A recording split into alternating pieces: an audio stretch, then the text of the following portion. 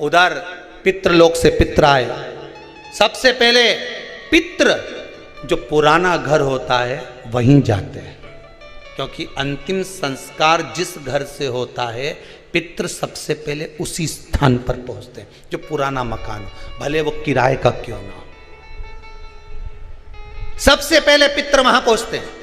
पितृलोक से पित्र आए, दरवाजे पर पहुंच गए। जैसे ही सबसे पहले मठा के घर में गए तो क्या जाकर देखा कि वहां तो रिश्तेदार पूरी सब्जी खा रहे हैं। सारे के सारे रिश्तेदार चकाचक भोजन कर रहे, ना तो धूप छूटी, ना गाय का दिया, ना स्वान का दिया, क्योंकि इनको तो श्राद्ध केवल लोगों को दिखाने के लिए करी थी। वहां तो ना तो धूप छूटी, ना गाय का भोजन दिया, ना स्वान का भोजन, ना कौवे का भोजन, ना ब्राह्मण भोजन दे दिया। पितृ भूखे, विचार करा क्या करें कि छोटा छोरा रे, हमारा पोता रे छोटा, पर उसके घर में कुछ भी नहीं है, क्या देगा वो। फिर भी चलो भूखे रहेंगे साल भर। पितृ पक्ष में अगर पितरों को भोजन नहीं मिलता, साल भर भूखे रहते हैं।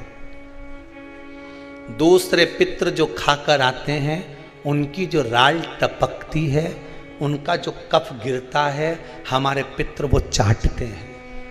वो चाटते हैं तो बद्दुआ देते हैं कि मैं तब भरा पूरा छोड़ कर आया था, इतना देकर आया था, कम से कम आज मुझे कंडे पर घी और शक्कर ही छोड़ देते, गुड़ का ही भोग लगा देते, कम से कम मुझे राल चाटने को तो नहीं पड़ता। बद्दुआ देते हैं साल भर, इसलिए घर में सुख नहीं रहता, शांति नहीं रहती, पैसा नहीं टिकता, शुभ कार्य नहीं होता, बड़े दुखी होते हैं पितृ, बड़े दुखी। पितरों ने सोचा एक दरवाजे से नहीं मिला, दूसरे दरवाजे से कुछ खाकर चले जाऊं, ऊपर जाऊंगा तो लोग क्या कहेंगे। जठा के घर गया, पितृ दरवाजे पर पहुंचे, जठा की पत्नी ने कंडा जलाया था, गोबरी जलाई थी, जलाई रखी दरवाजा के पास में, भगवान से प्रार्थना कर कर गुड़ और घी छोड़ दिया। गुड़ घी छोड़ा, पितृ चले। 16 दिन तक पितृ पृथ्वी पर भ्रमण करते हैं। 16वें दिन पितरों के देवता आर्यमा कौवे पर बैठ कर आते हैं। अमावस्या के दिन प्रदोष काल में शाम के समय आते हैं, पितरों को वापस बिठाते हैं, पितृलोक ले जाते हैं। जितने संसार के पितृ हैं सब अमावस्या के दिन शाम के समय पितृलोक जाते हैं। इंतजार कर रहे थे पितृ, आर्यमा आए, पितरों के देवता आर्यमा स्वामी आए, कौवे पर बैठ कर आए और हमें लेकर जाए। सारे पितरों से आर्यमा स्वामी ने कहा, जाओ तुमने 16 दिन भोजन करा है, अब जाकर घाट पर पानी पी लो। कोई नदी, कोई तालाब, कोई सरोवर, कोई कुंड, कहीं जाकर शाम के समय पानी पीने के लिए पितर जाने लगे। पितर जब पानी पिए, पानी पीते से पितरों ने सोचा एक दरवाजे से भोजन नहीं मिला, उसके यहां भोजन मिला जिसके यहां कुछ भी नहीं था। पितरों ने विचार करा, आर्यमा स्वामी को आने में देरी है, आज अमावस्या है, घर के लोग दीप लगाएं उससे पहले एक बार उसके घर हो जाऊं जिस घर से दीपक आ रहा है। घाट पे लगने के लिए, नदी के तट पर, तालाब पर, सरोवर को, कुएं पर दिया लगने शाम को आएगा, उससे पहले मैं उसके घर हो जाऊं। और पितर घर पर जाकर क्या देखे, बच्चे भूखे थे, माँ से भोजन मांग रहे थे, माँ 5 दिन से अन्न नहीं खाया, दे देना माँ। माँ कहती है नहीं है माँ, फिर कंडा जलाकर तूने ये घी और गुड़ कहाँ से ला कर दिया? बेटा पितरों के लिए लाई थी, मांग कर लाई थी, तुम्हारे लिए नहीं है। एक काम करो, मैंने हंडी रख दी है, एक बर्तन रख दिया, भगोनी रख दी, उसको प्लेट से ढक दिया, उसमें भोजन रखा है, मैं 2 दिन बाद दे दूंगी। बेटों ने जाकर देखा तो उसमें भोजन नहीं था। माँ तो रोज तो वो भगोना दिखाती है, पात्र दिखाती है और कहती है भोजन मिलेगा। 3 दिन हो गए माँ, 5 दिन हो गए, नहीं मिला माँ, और 2 दिन का बोलती है। कोई बात नहीं। पितर वापिस आए, दरवाजे से लौट कर वापिस घाट पर आए।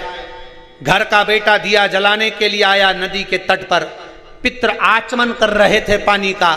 शाम के समय पर आर्यमा स्वामी ने पूछा, बोलो पितरों, तुम्हारे भोजन करने के बाद किसके घर में क्या देना है बता दीजिए।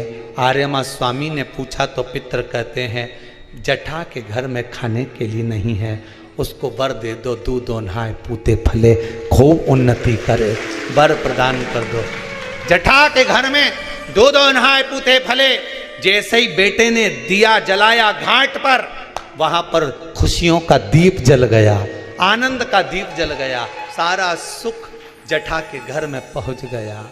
मठा धीरे धीरे तिल तिल तिल तिल घटने लगा, जटा तिल तिल बढ़ने लगा। है गरुण पुराण कहती है, स्कंद पुराण कहती है, ये आज का रोग नहीं है, ये पुराना है। जब पूर्व में किसी के घात दी होगी, किसी के हृदय को चोट दी होगी, कोई ऐसा प्रहार कर दिया होगा, किसी के विश्वास को, भरोसे को, दृढ़ता को कहीं किसी न किसी रूप में किसी के धन को खाकर दिया नहीं होगा, तो वो इस शरीर में आकर चुकाना पड़ता है।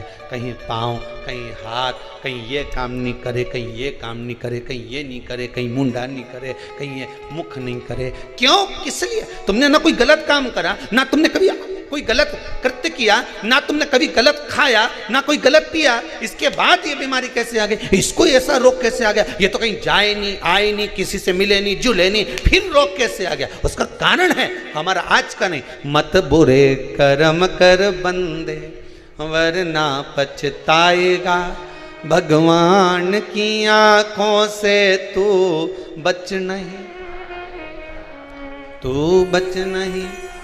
फिर वही वाली बात आ गई, तेरा क्या होगा रे कालिया। आई बीमारी, रोग आया, कष्ट आया, दुख आया, ये किसी दूसरे ने नहीं दिया। तुम भगवान को दोष मत देना कि भगवान तूने क्या कर दिया।